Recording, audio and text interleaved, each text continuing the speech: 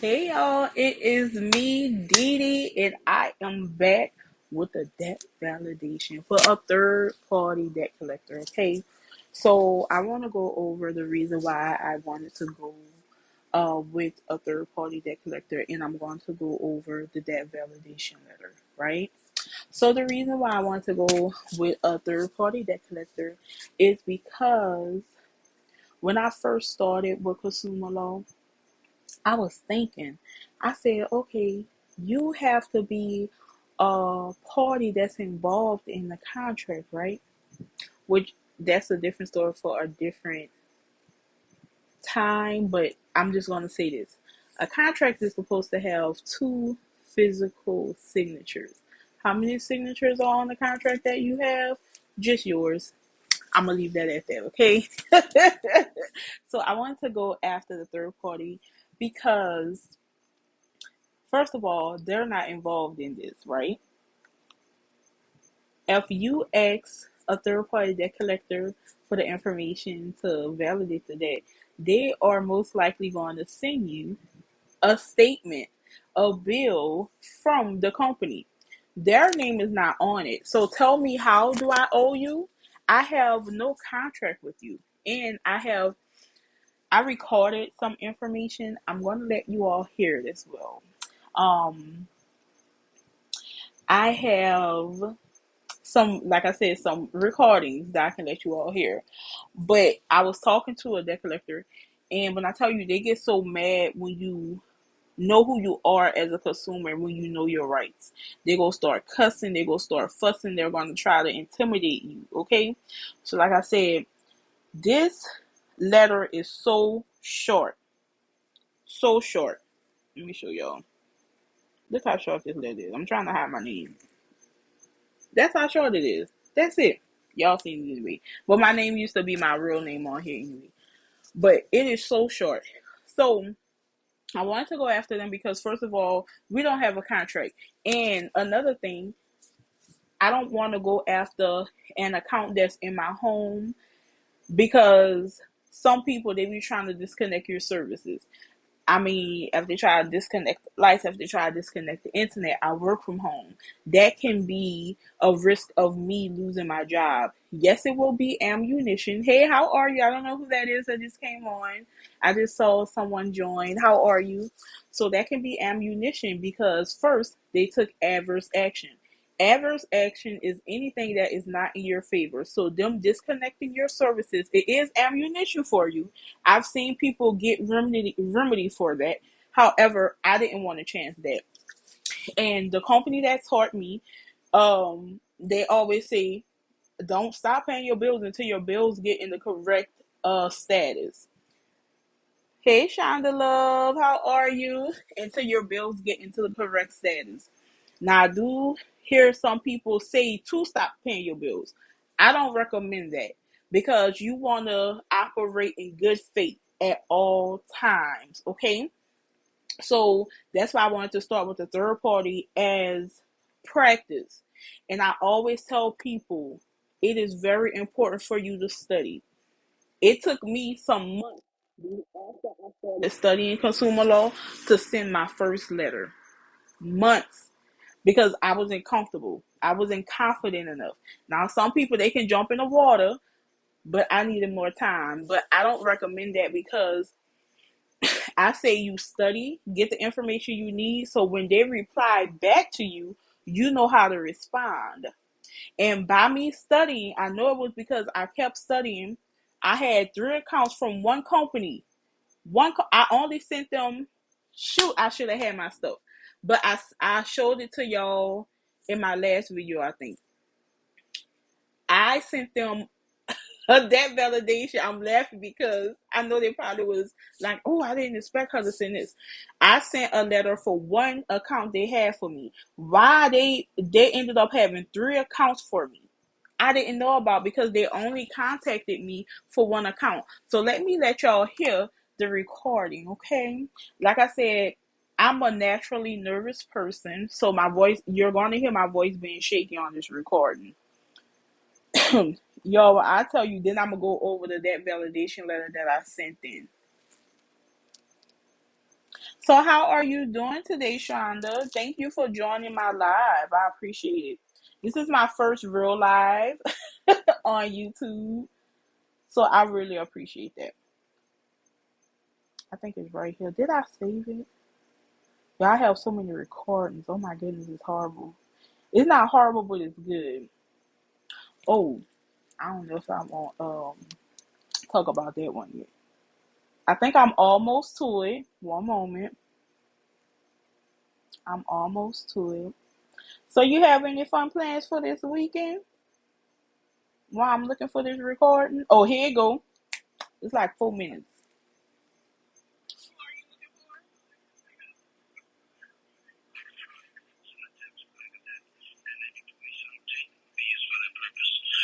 Yeah, I am. Thank you.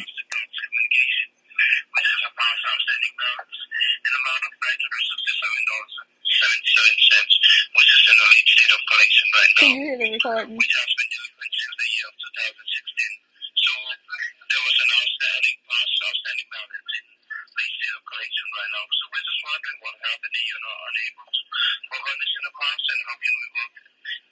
I never said I owed that debt, sir. I just verified a old, which is not my mailing address. I never said I owed that debt, and this is a cease and desist over the phone. Okay, and I said that is not my correct mailing address. I'm trying to verify the mailing address is Duke's Communication, and exercise my rights and sue the company for $1,000 per call per violation, and the amount will increase as you all continue to call me. Okay, so do not call me anymore, and a call is being recorded on my end as well.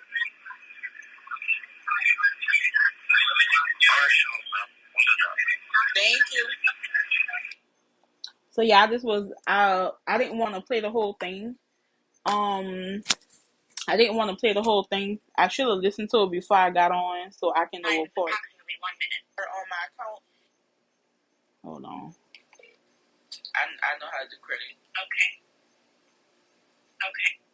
Okay, so yeah, let's go over the letter, okay? So I know a lot of people say we don't need templates, but I'm the type of person I need an example. I'm a visual learner.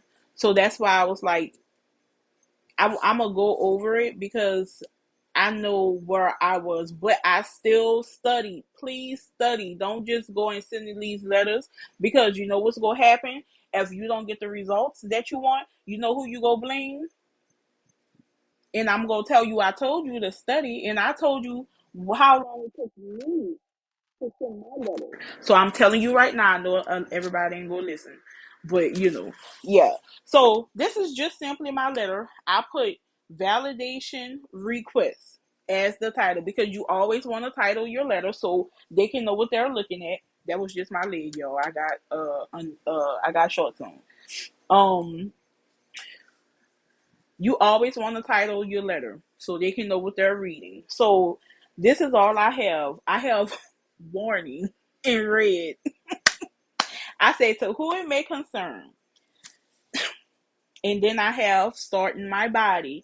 This is a notice pursuant to the FDCPA, the Fair Debt Collection Practices Act, right? That's what FDCPA stands for. 15 USC 1692. Section 809(8), stating your claim is disputed and validation is requested.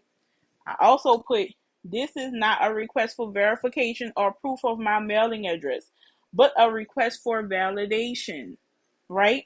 And then I mentioned what they need to send me. I have the amount of the alleged debt because if you look up the definition of debt, let's look up the definition of debt.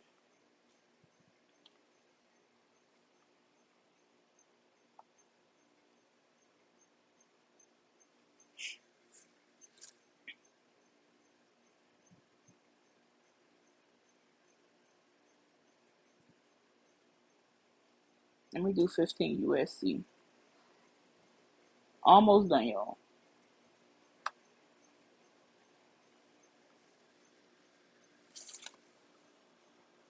Okay, so this is 15 USC 1692(8). It's the definition. And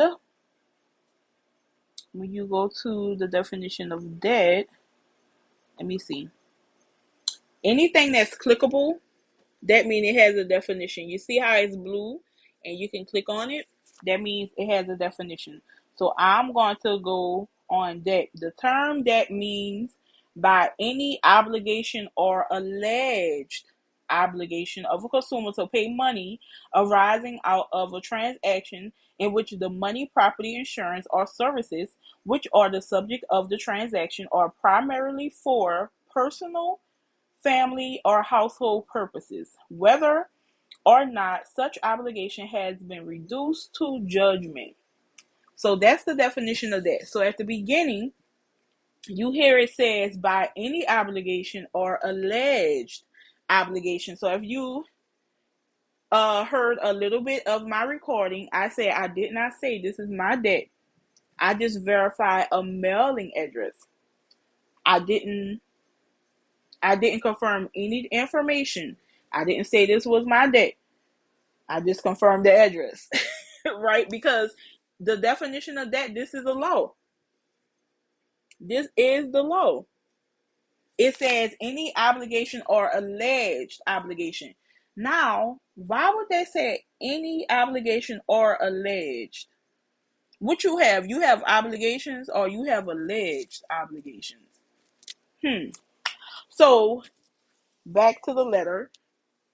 I put the amount of the alleged debt. That's why I put alleged debt. Send proof of your license to collect debt in my state. And I'm going to show you that website again.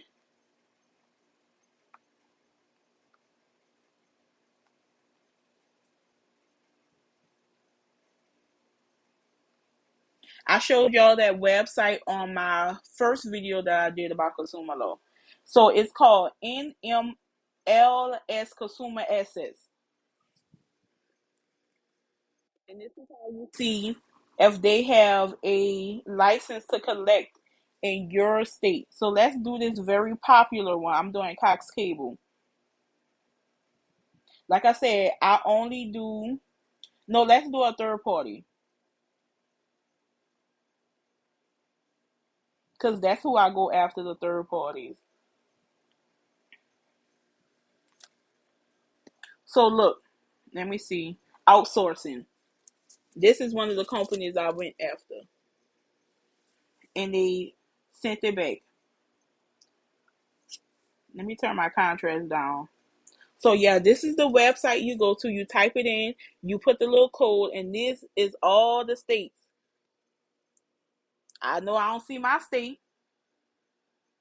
So why are you trying to collect the debt and you don't must have a license to collect? But once again, you always have to go back to what a debt is an obligation or any alleged obligation. You have to always go back to that, right? So that's how you look to see on NMLS Consumer Assets if a third party debt collector have a license to collect. Now, even if they do, remember, they still have to provide you with those other four.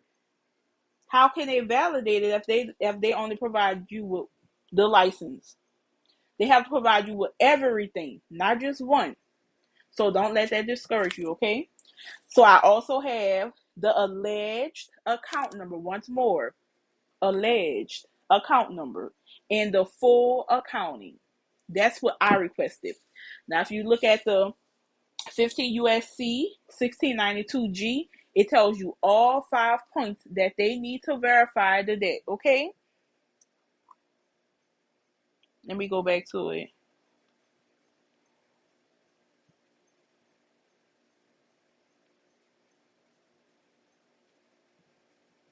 So these are the 5 points. Look it up. And like I'm telling y'all, please study. This is where, please study. It's very important because they have some that's not going to be as gracious as the companies that I sent a letter to. Okay? So study so you can know how to reply if they try to play with you. Okay? So you have 30 days to provide me with the requested documentation from the date of delivery. Failure to do so will be taken as evidence that the infringement was willful. And that's it. And I have thanks, and I have my first and last name.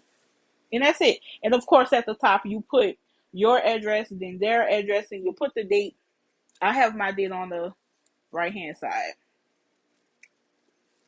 So see, that's my name and my address, and I don't want to show that. But yeah, that was it, y'all. That was my debt validation. And with that, you can also send a cease and desist. So I'm going to come back and talk about the cease and desist because I didn't feel like recording and editing. So that's why I'm doing it live, and I'm just going to post it for y'all. So if y'all have any questions, like I said, I'm still studying myself.